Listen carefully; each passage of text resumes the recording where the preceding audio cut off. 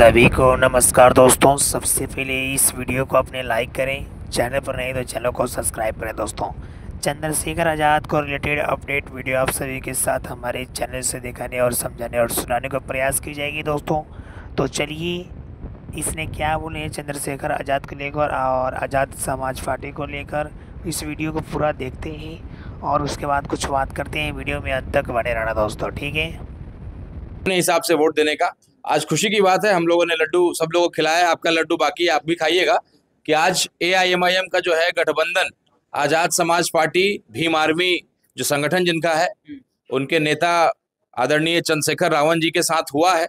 तो निश्चित रूप से जो हमारा नारा था जय भीम जय मीम, वो अब और बुलंद हो गया है। और चूंकि चंद्रशेखर रावण जी भी एक शेर के रूप में दलित समाज का, खास करके मजलूम समाज का, खास करके उसकी आवाज को सदन से लेके सड़क पे हमेशा लड़ते रहे हैं वो।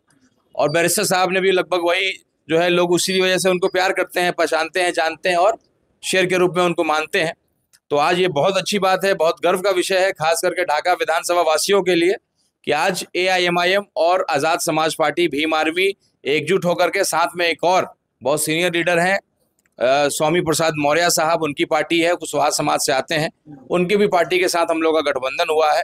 तो निश्चित रूप से न केवल ढाका विधानसभा, पूरे बिहार में जो हमारा गठबंधन है वो काफी मजबूत हो गया है और जिसकी शुरुआत हुई है लगातार। जैसे ही गठबंधन का अनाउंसमेंट हुआ है, भीम आर्मी के जितने भी एक्टिव लोग हैं लगातार उनके साथ संपर्क में हम लोग हैं और बहुत जल्द एक बैठक भी हम लोग बुलाएंगे। और तमाम मेरे गार्जियन लोग जो यहाँ उपस्थित हैं, ये सब लोग का निमंत्रण था कि आप मेरे दरवाजे पे आइए। हम लोग चाहते हैं, आप गरीबों की आवाज़ को उठाते हैं, हमारे दरवाजे पे आइए। हम लोग अपने पूरे समाज का बैठक रखना चाहते हैं, आपके साथ बात करेंगे, हमारी समस्याओं को आप तक बताएंगे। क्योंकि इससे पहले जो विधायक, पूर्व विधायक रहे, विशेष उन्होंने कभी दलितों के लिए चिंता की नहीं है, क्योंकि मामला हिंदू मुसलमान का होता, दलित की चिंता तो कोई करता ही नहीं था। वो तो बेवजह कहीं ना कहीं मजबूरी में चला जाता था। तो अब जब भीम आर्मी का समर्थन के साथ हम लोग पार्टी और चुनाव लड़ रही है गठबंधन में, ये उन छोटे भाई बहनों के लिए है जो स्पिन करके भी अर्न करना चाहते हैं।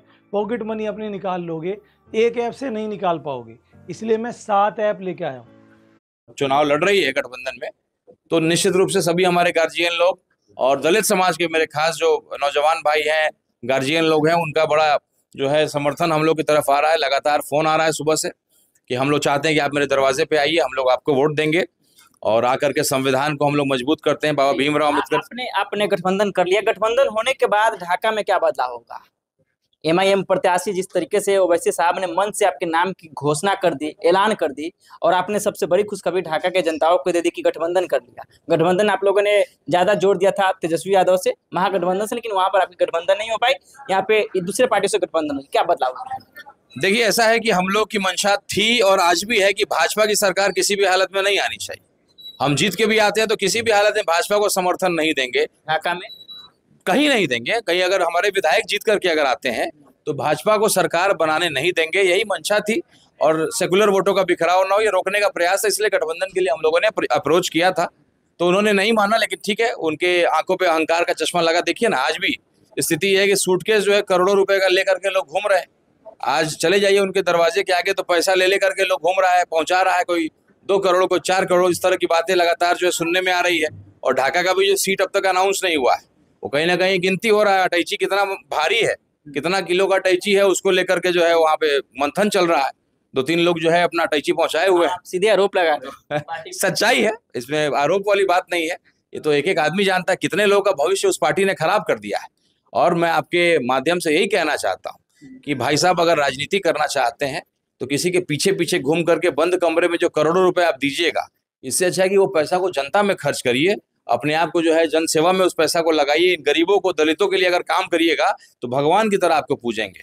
तो आप जो टिकट के चक्कर में रहते हैं करोड़ों रुपए दे करके, उस राजनीति को बदलिए। अब मेरे पास कई लोगों का फोन आया, पूर्व विधायक का, पूर्व मंत्री का, कि भाई एआईएमआईएम का टिकट चाहिए। लेकिन हम लोगों ने बोला कि सर, ऐसा है कि हम लोग 4 विधायक पहले ही भगौड़े थे हमारी पार्टी में, तो हम ऐसे लोगों को टिकट नहीं देते हैं जो हमारी पार्टी के जो है लंबे समय से सेवा करते हैं, जिसका विश्वास है या हमें लगता है कि जीतने के बाद वो भागेगा नहीं।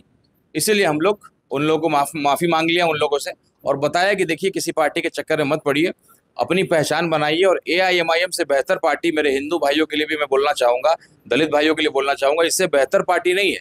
इसलिए कि आपको किसी गरीब की अगर आवाज को उठाना है तो किसी से पूछना नहीं पड़ेगा कि ईडी सीबीआई का चक्कर तो नहीं है, ये मामला तो नहीं, वो मामला तो नहीं है। यहाँ आप किसी भी गरीब की लड़ाई को लड़ सकते हैं, किसी से पूछने की जरूरत नहीं पड़ती है। तो ये ताकत है, ये स्वतंत्रता मिलती है आपको इस पार्टी में। तो आइए, इस पार्टी में जुड़ करके पहचान बनाइए, लेकिन चुनाव और टिकट नहीं मिलने पे मत आइए, समय पे आइए। एक सवाल करेंगे, क्योंकि पिछले लोकसभा का चुनाव में आपने सर पे टोपी, माथे पर तिलक लगाकर, कंधे पर तीनों रंग के कलर का गमछा रखकर नामांकन किया था। फिर से वही चीज फिर से रिपीट की है। ढाका की जनता जानना चाहती है कि ढाका में एक अच्छे लेवल पे अकिलत समाज के लोग हैं, मुस्लिम समाज के लोग हैं, उनको दिखावा के लिए, उनको प्रलोभन के लिए टोपी पहना, कि क्या समीकरण आपका, क्या संदेश है ढाका की जनता को? देखिए, ये एक मैसेज देने का प्रयास है। मुस्लिम भाइयों का जो सम्मान मुझे मिल रहा है, सर पे किसी चीज को आप रखिए मतलब बहुत सम्मान देते हैं आप। तो चूंकि मैं नमाज या बाकी चीजों को तो मैं बहुत नहीं जानता हूँ, लेकिन ये जरूर जानता हूँ किसी भी चीज को अगर आपने सर पे रखा है मतलब बहुत इज्जत आपने दिया है। तो निश्चित रूप से जो इज्जत मुझे मिल रहा है, मुस्लिम मेरे भाई लोग जो दे रहे हैं, उनकी टोपी पहन करके सांकेतिक रूप से मैंने कहा कि आपकी इज्जत को मैं अपने सर पे रखता हूँ, और जो जिम्मेदारी आपने मुझे दिया है उसको बखूबी निभाऊंगा। और टीका जो लगाने का माथे पे, तिलक पे, वो मेरा धर्म है। मैं बजरंगबली का जो है नाम लेकर के पूजा किया है, इसलिए टीका था। और जो आप देख रहे हैं ये कंधा पे जो है आज ये ब्लू रंग देख रहे हैं, जो दलित, बदला नहीं है कलर, चूंकि ये हमारे परिवार के नए सदस्य हैं। तो हमने जब इनको उड़ाया तो इन्होंने भी मुझे अपने सम्मान में उड़ा दिया। तो कहीं ना कहीं हमारा जो रंग है इस चुनाव का, चूंकि मेरे कई हिंदू भाई, उन्होंने एक बात को रखा कि चुनाव से पहले जब मैं जाता था तो बोलते देखिए आपकी पार्टी का मैं झंडा नहीं उठा सकता हूँ।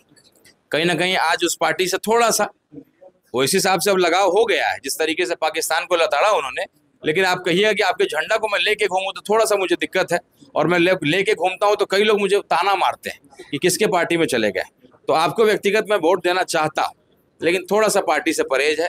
तो ऐसे लोगों को मैंने कहा था कि आचार संहिता लगने दीजिए, और एक पार्टी का झंडा भी एक ऐसा होगा जिसमें आपको ऐसा नहीं लगेगा, और उस पार्टी का विधायक बनकर के मैं इतनी सेवा करूंगा और सभी धर्म को लेकर के चलूंगा कि एक टाइम आएगा जब उस पार्टी के झंडे को भी आप गर्व से लीजिएगा।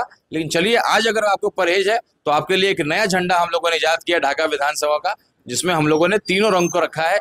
दलित भाइयों के लिए, गरीब भाइयों के लिए जो है नीला रंग है, भगवा हमारे खास करके हिंदू भाइयों के लिए है, और मुस्लिम भाइयों के लिए जो हरा रंग लोग कहते हैं उसको लेकर के हम लोग चले हैं। तो वो मेरा जो चुनाव का जो है हम लोगों ने उसी झंडे को बनाने का काम किया और आगे ले करके चलने का भी काम करेंगे। तो एक तो सांकेतिक रूप से होता है, लेकिन सभी समाज को लेकर सवाल करेंगे, क्योंकि आपने कहा कि अखिलेश समाज का, मुस्लिम समाज का जो टोपी होता है सर पे रखते हैं, उस सम्मान को अखिलेश समाज के लोग बरकरार रख पाएंगे? वो टोपी का जिस तरीके से आपने सम्मान दिया, ढाका विधानसभा के अखिलियत के लोग, मुस्लिम समाज के लोग उसको सम्मान करेंगे?